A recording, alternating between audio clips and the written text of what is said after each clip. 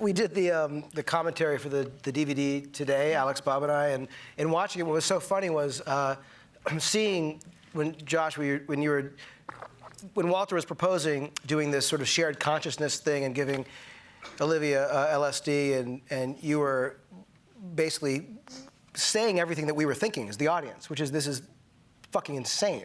Right. And what was wonderful was, thinking that I think as an audience, you want to go there. You want to go to the crazy place. You want to go to that insane and impossible place and see the dinosaurs and see the shared consciousness and see all that stuff. And yet, if you don't have the voice of the extreme voice of the audience saying, I think often in a wonderfully kind of comedic way, and we are honored to have all these actors, but in this role, Josh, to be able to, so entertainingly comment on the absurdity of the situation. Once you comment on the absurdity, you can have the absurdity. Right. And you can swallow. They need to be given permission a little bit. That's right. To go on the ride. And on top of which, you touched on it earlier, when sort of in a different way, saying that it's hard to baffle audiences. I think that's the word you use, baffle audiences these days. We don't generally want to have our intelligence insulted.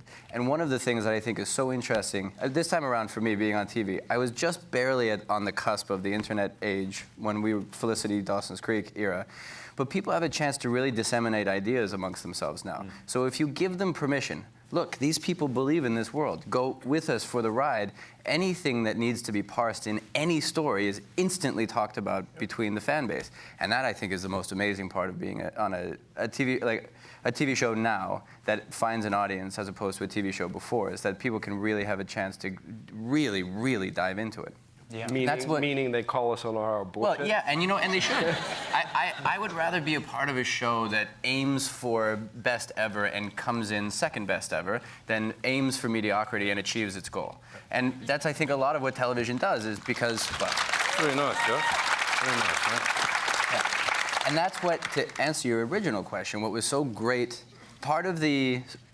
Obviously, the Peter character has an almost infinite amount of things he can do. So that's the instant hook for me when I read the script. But other things, given that I've worked on a TV show before, is you have to think to yourself, how many stories are in this script? And it was such a detail-oriented, rich script that you just immediately, as you're going through it, your mind and your imagination is running off into other places, and you think to yourself, my God, there are at least 100 stories here. There is a whole universe behind this story that you can see it going on and on and on. Even though the pilot itself is more of film than it is a TV show, because it has a really finite ending, like you were saying.